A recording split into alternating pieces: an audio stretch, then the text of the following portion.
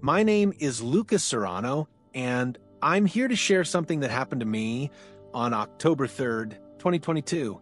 I've spent most of my life serving as a Catholic priest, traveling from tiny parish churches in South Dakota to massive cathedrals in New York.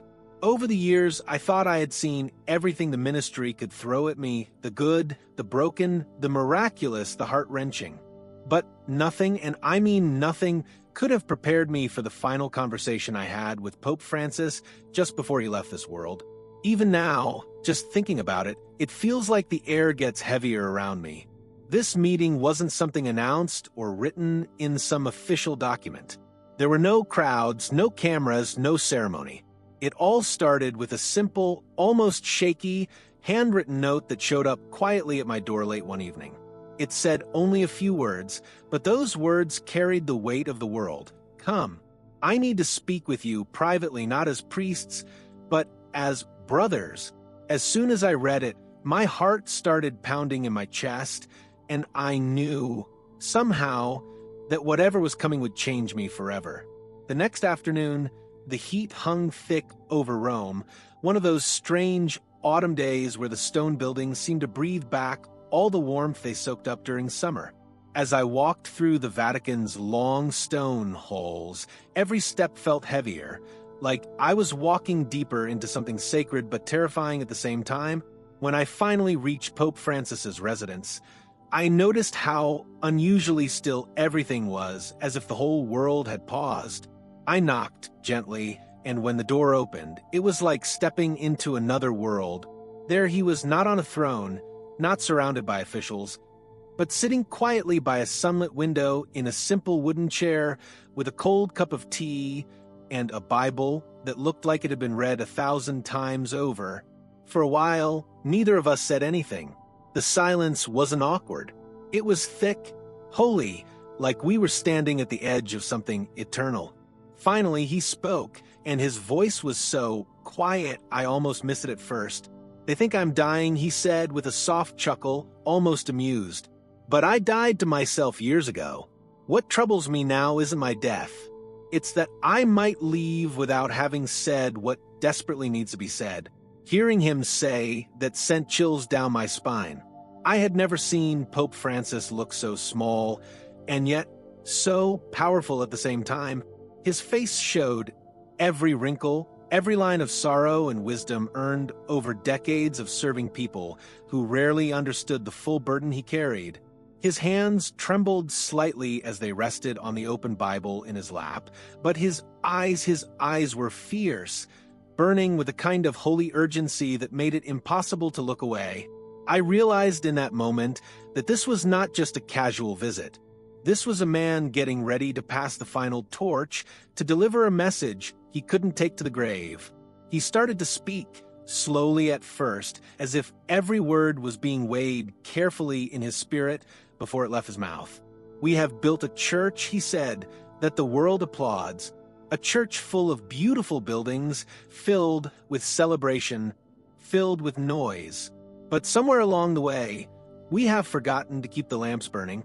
We have loved being accepted by the world more than we have loved the truth that sets us apart." His voice cracked a little on that last part, and I felt my heart twist because deep down I knew he was right. I sat there frozen, hardly daring to breathe. Every word he spoke felt like it carried the weight of 1,000 sermons, the weight of heaven itself pressing down on that small room. He said that we as leaders had spent too much time trying to manage the truth, watering it down, softening it, making it more comfortable for modern ears, instead of standing as bold messengers. "The truth doesn't need managers," he said, leaning in so close I could see the tears forming in his tired eyes. "It needs messengers, brave ones who don't flinch when the world laughs or rages." I dropped my gaze to the floor, ashamed. In that moment, memories came flooding back, moments where I had chosen the easy path, chosen to preach what was safe rather than what was necessary. I could feel the weight of my own compromise pressing against my chest. But Pope Francis didn't scold me. He didn't shame me. Instead, he just nodded, almost as if to say, "I know. You're not the only one." and somehow that made the burden even heavier, knowing how widespread the silence had become. The room felt heavier with every passing second, almost like the walls themselves were leaning in to hear what he had to say. Pope Francis leaned back slightly, his hand still resting on the battered Bible, and looked out the window as if he could already see what was coming. He spoke about a shaking, a time of testing that was closer than anyone dared to admit. He said the comfortable days were ending, and that the church would soon face a refining fire that no ceremony, no tradition, and no public applause could protect it from. Only those whose hearts were truly burning with the fire of the Spirit would be able to stand when that day came. I remember feeling a lump rise in my throat as he spoke. Part of me wanted to interrupt, to ask him exactly what he meant, but something told me to stay silent and just listen. He talked about how many in the church had fallen asleep, lulled by comfort, by reputation, by the praise of the world. He said it wasn't hatred that was killing the church from within, it was indifference. A slow, creeping forgetfulness of why we were called in the first place. The urgency in his voice was impossible to ignore, like a man warning of a flood while the first drops of rain started falling.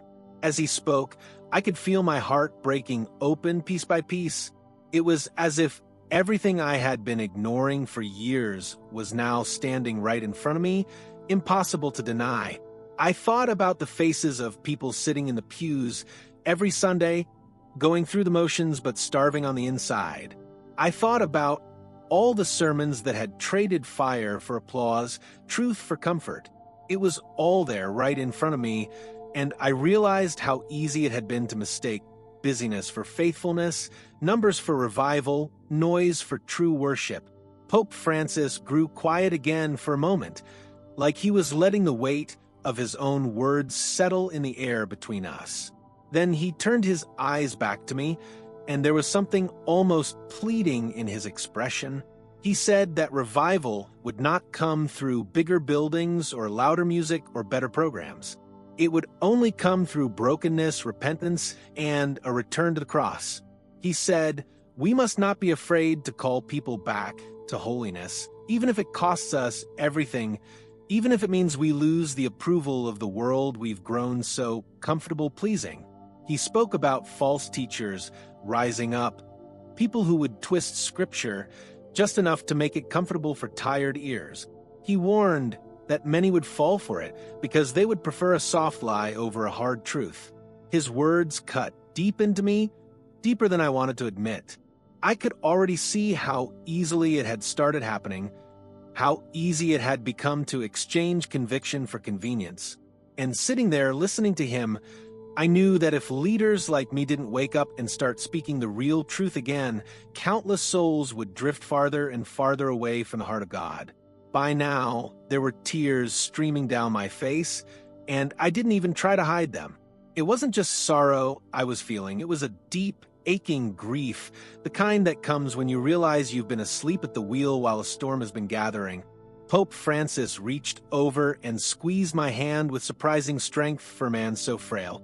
Tell them, he whispered, don't let it die with me. His voice shook, but his eyes were steady, filled with a kind of unbreakable fire that I will never, ever forget. I nodded through my tears, not even fully knowing how I would do it, but knowing I had no other choice. That promise I made to him in that small, quiet room would burn inside me for the rest of my life. I watched as he closed his eyes for a long moment, almost like he was praying silently and trusting everything to the only one who could truly carry the weight of it all. When he opened them again, there was peace on his face, but not the peace of someone who thought the battle was over, the peace of someone who knew he had fought as long and hard as he could and was handing the sword to someone else. That was the last time I ever spoke to Pope Francis. A few days later, the world learned of his passing, and the air around the Vatican was filled with mourning. There were speeches, tributes, ceremonies, and yet as I listened to all of it, something inside me ached. They spoke about his kindness, his leadership, his impact on the world. But hardly anyone spoke about the burden he carried into his final days. Hardly anyone spoke about the warning he tried so desperately to leave behind. I realized that if I stayed silent too, his final message might disappear like smoke. So I made the decision to come here to share this with whoever would listen. Not because it's easy, not because it's comfortable, but because the truth still matters and the fire he carried is not supposed to die with him. It's supposed to be passed on, burning even brighter in the hearts of those who still have the courage to stand. And if you're hearing my voice right now, I believe it's because you're meant to carry it too. The world is changing faster than we want to admit. The storm Pope Francis saw is already beginning to shake the walls we thought would always stand. It's not enough anymore to sit quietly in pews, to sing the songs, to wear the title of Christian without carrying the flame inside. The days ahead will demand more from us than ever before. More faith, more courage, more truth. And the question each of us has to answer is simple but terrifying. Will we be ready, or will we be asleep when the hour comes? I'm not here to scare you. I'm not here to shame you. I'm here to tell you that it's not too late, but the window is closing. The call that Pope Francis gave me is the same call reaching out to you now. Wake up, return to the cross. Let the fire of God consume everything in you that has grown cold. It won't be easy, but it will be worth it when everything else fades away and only what's real remains. If this message stirred something inside you, if you feel even the smallest flicker of that fire awakening again, I'm asking you to take a step. Like this video, share it with someone you love, and subscribe to this channel so you don't miss what's coming next. Not because I need numbers or followers, but because the world needs messengers, real ones. And maybe today, you're being called to become one of them. Thank you for listening. Stay awake, stay bold, and above all, stay burning.